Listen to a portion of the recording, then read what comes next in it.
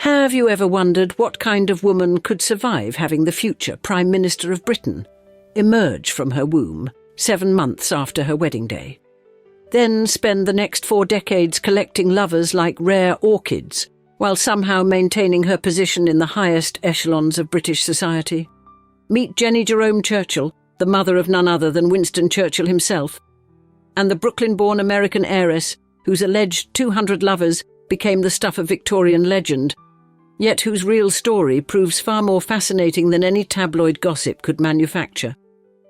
In an era when proper ladies were expected to lie back, think of England, and produce heirs with minimal fuss, this particular dollar princess transformed scandal into social currency, motherhood into political strategy, and bedroom conquests into drawing-room power.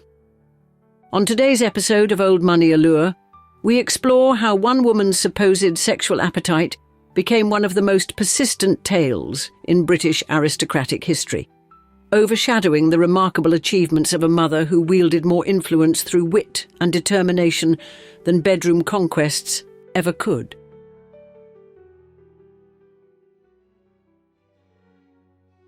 Born Jeanette Jerome on January 9, 1854 in Brooklyn, a location about as aristocratic as a hot dog stand, the future Lady Randolph Churchill emerged from thoroughly American stock that would make British blue bloods wince with democratic horror.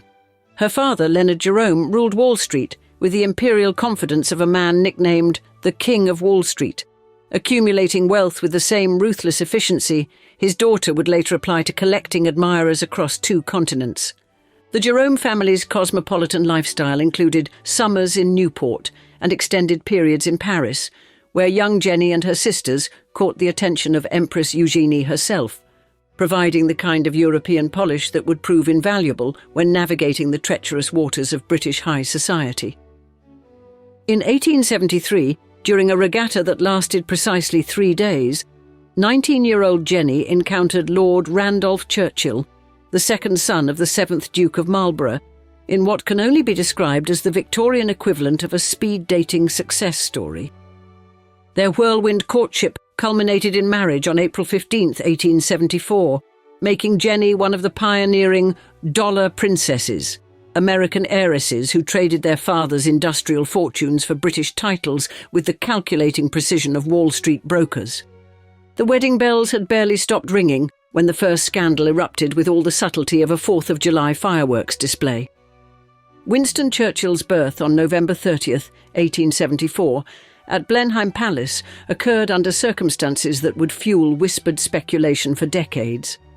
The official announcement in the Times diplomatically described it as premature, but the timing suggested either exceptional medical circumstances or extraordinarily poor Victorian mathematics.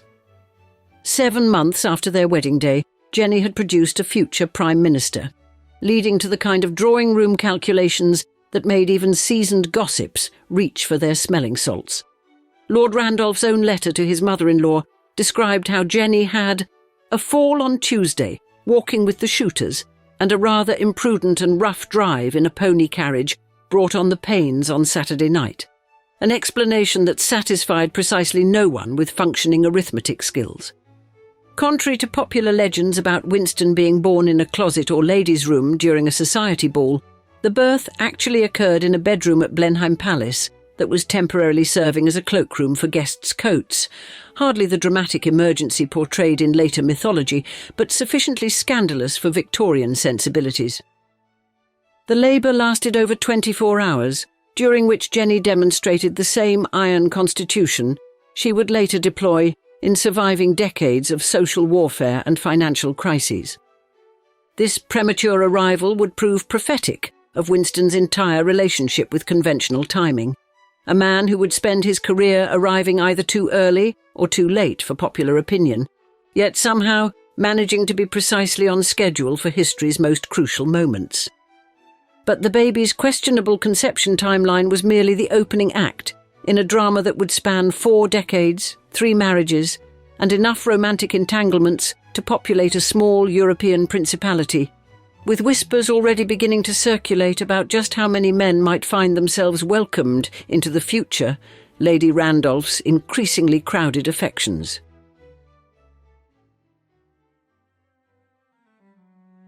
The persistent legend of Jennie Churchill's 200 lovers represents one of history's most mathematically improbable sexual achievements, requiring logistics that would challenge a military quartermaster and stamina that would exhaust a thoroughbred racehorse. This sensational figure originated with Irish novelist George Moore, who tossed off the claim with the casual indifference of someone discussing the weather, providing exactly zero evidence to support his arithmetic of adultery. The mathematical impossibility becomes gloriously apparent under scrutiny. Assuming Jennie maintained romantic relationships between ages 20 and 30-60, she would have averaged 5 lovers per year, sustaining 10-week relationships with only brief intermissions for recuperation and wardrobe changes. Such a schedule would have required the organisational skills of a railway timetable coordinator and the physical resilience of an Olympic athlete, all while maintaining her position as one of London's premier political hostesses. Victorian and Edwardian transportation limitations alone render this scenario logistically absurd. Coordinating 200 clandestine affairs across Britain and Europe would have required advanced planning that would make D-Day operations seem spontaneous. Modern scholarship has demolished this titillating fiction with the ruthless efficiency of historians armed with actual evidence rather than prurient imagination. Celia and John Lee, granted unprecedented access to Churchill family papers through their friendship with Winston's nephew, Peregrine Churchill, concluded that Jennie's actual romantic partners numbered a dozen or fewer, a figure considerably less sensational but infinitely more believable. Their exhaustive examination of thousands of previously unseen family documents, including intimate correspondence locked away for decades, revealed evidence of only one affair that possibly overlapped with her marriage to Randolph, her relationship with Polish Count Charles Kinsky. The 200 lovers myth persists because it is easy to rattle off and prurient enough to raise a website's Google Analytics, never mind whether it is even feasible, serving the Internet age's appetite for scandal over substance. Historian William Manchester dismissed Moore's claim as absurd because Jennie was far too fastidious for that, and only she would have known the figure anyhow. Observation that cuts through decades of biographical gossip with surgical precision. The documented reality reveals a far more restrained romantic life, though one that certainly challenged Victorian propriety with strategic precision. The most thoroughly confirmed extramarital relationship was with Albert Edward, Prince of Wales, later King Edward VII, though this affair commenced only after Lord Randolph's death in 1895, making it technically irrelevant to questions of marital fidelity. The Churchill Archives Centre at Cambridge holds extensive correspondence between the Prince and Jennie, providing concrete evidence of their intimate relationship that lasted approximately 2 years, and was characterised by historians as primarily sexual convenience for both parties. The Prince's letters address her as ma chère, rather than the formal Lady Randolph, while Jennie's pet name for the future monarch was Tum Tum, correspondence that reads like the Victorian equivalent of modern text messaging between friends with benefits. Their relationship included the Prince requesting Japanese tea, while Jennie wore her kimono, suggesting role-playing preferences that would have scandalised proper Victorian society had they become public knowledge. The Prince's teasing references to her next-loved victims demonstrate the casual nature of their arrangement, conducted within the sexually permissive atmosphere of the Marlborough House set, where affairs were treated as sophisticated entertainment rather than moral catastrophes. An earlier incident in 1889 had foreshadowed their eventual liaison, when Lord Randolph came home to find the Prince and his wife together, scandalously unchaperoned, and angrily expelled the future king from his house, a confrontation that would have ended lesser men's social careers but merely postponed royal romantic ambitions. The relationship carried significant political implications beyond personal gratification, enhancing Jennie's social standing and political influence as a member of the Prince's inner circle, where intimate relationships served as diplomatic currency in the complex economy of aristocratic power. Yet even this royal affair paled beside Jennie's most emotionally significant relationship, a 12-year romance that would test her loyalty to marriage, motherhood, and social convention in ways that would make her brief fling with future royalty seem like a casual weekend diversion.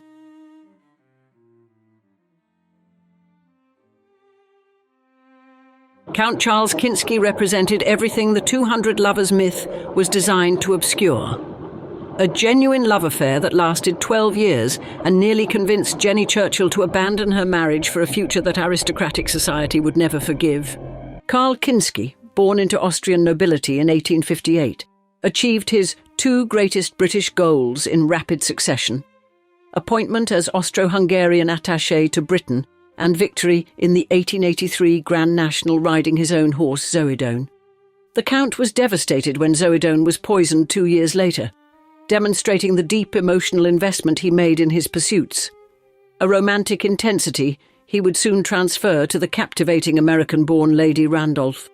Their affair began during Kinsky's success in British society, when he became completely infatuated by her, launching a relationship spanning approximately 1883 to 1895, and representing Jennie's longest and most emotionally sustained extramarital attachment. For over a decade, Kinsky urged Jennie to divorce Randolph and choose a future with him, offering the passionate devotion that Victorian novels promised but rarely delivered in aristocratic marriages of convenience. The relationship was an open secret, though Jennie later claimed she would not have spent the time that she did with Kinsky were it not for the unfounded rumours of an affair being spread by society gossips, a statement that would have made even credulous dinner party guests choke on their champagne. During this romantic rebellion, Jennie enhanced her reputation as a social iconoclast with an alleged snake tattoo encircling her left wrist, making her one of the few tattooed women in high society and embracing a trend sweeping through Victorian aristocracy like wildfire. The late Victorian period witnessed a surprising tattoo craze among the upper classes, with 3/4 of New York City's society ladies adopting the fashion by the 20th century's turn, favouring butterflies, flowers and dragons concealed beneath jewellery and gloves. These women, required by custom to keep their bodies covered, brought tattoo artists into their homes for ink in hidden places, using body art as an expression of independence and a form of rebellion against suffocating social constraints. Whether Jennie's snake tattoo actually existed remains historically ambiguous. Some biographers question its existence, while others argue that Jennie Churchill, who was the premier fashion influencer of her day, might well have embraced the trend. The Kinsky affair ended in 1895 under heartbreaking circumstances that would have satisfied the most demanding Victorian melodrama enthusiast. While Jennie accompanied her dying husband on their final world journey, Kinsky's family pleaded with him to make a suitable marriage to preserve the dynasty. The sacrifice required for marriage to Jennie was immense. Any union would be morganatic, meaning no child would be of noble rank or inherit his titles, estates or wealth. A price too steep for a man whose family had maintained aristocratic status for centuries. Kinsky finally surrendered to family pressure and became engaged to Countess Elizabeth Wolff Metternich zur Gracht, 20 years old, while Kinsky was 35. The timing proved particularly cruel. Jennie learned of the engagement just as she was about to be widowed and finally free to marry her lover of 12 years, watching her greatest romantic opportunity evaporate at the precise moment it might have become reality. Kinsky kept a framed portrait of Jennie in his study until his death in 1919, suggesting his feelings remained strong, despite political necessity, forcing him into a loveless marriage.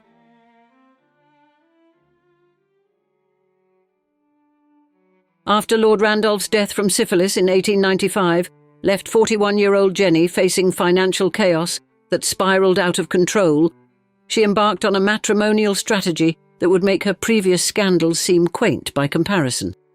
In 1900, Jennie married George Cornwallis West, a handsome guards officer only 16 days older than Winston, creating the bizarre situation where Winston's stepfather was practically his contemporary and definitely younger than his stepmother's legendary romantic stamina. The 20-year age difference caused such scandal that George's parents stayed away from the wedding. while the Churchill family demonstrated support by attending this union that challenged every Victorian assumption about appropriate matrimonial mathematics. The marriage lasted from 1900 to 1914, marked by George's increasing resentment and financial difficulties so severe that when they divorced, George obligingly took a stack of her unpaid bills, perhaps the most expensive divorce settlement in British history. In 1918, at age 64, Jennie achieved her masterpiece of matrimonial scandal by marrying Montague Porch, a colonial administrator 20 years her junior, who was 3 years younger than Winston, making family dinners exercises in genealogical confusion that would have challenged even the most flexible social conventions. Montague Porch, born in 1877 with a degree from Oxford, had served with distinction in the South African War and worked in Nigeria. Credentials suggesting genuine attachment rather than mere fortune hunting, though the age difference provided endless material for society gossips. Despite social scandal, this marriage appears to have been Jennie's happiest, with the couple wedding in a simple ceremony, Jennie wearing a grey coat and skirt and a light green toque, while Porch wore his officer's uniform in proceedings described as unheralded and simple.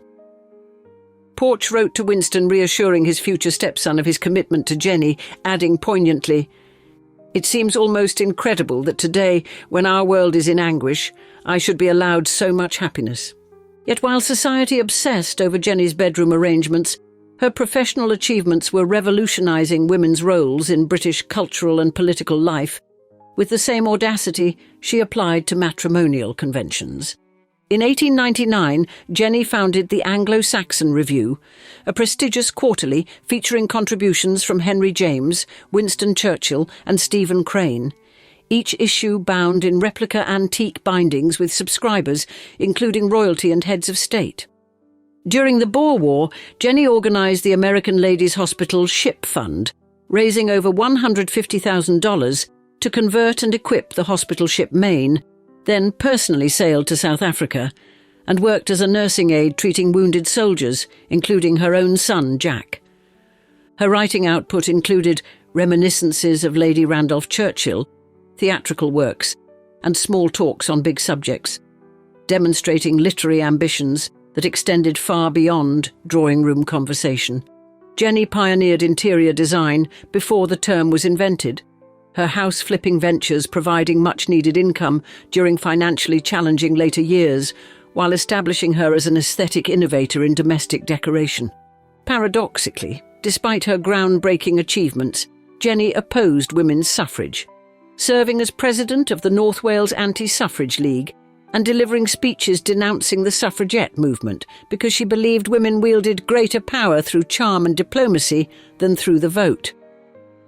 This contradiction reflected complex attitudes of upper-class women who had achieved influence through traditional channels and feared political equality might diminish their existing privileges, a position incomprehensible to modern feminists, but sensible to someone who had conquered British society through wit, beauty, and strategic romantic alliances. Jennie's most enduring achievement was shaping Winston Churchill's career, becoming his ardent ally, furthering my plans and guarding my interests through organising lecture tours, arranging meetings with figures like Mark Twain and Theodore Roosevelt, and providing financial support during his early political career.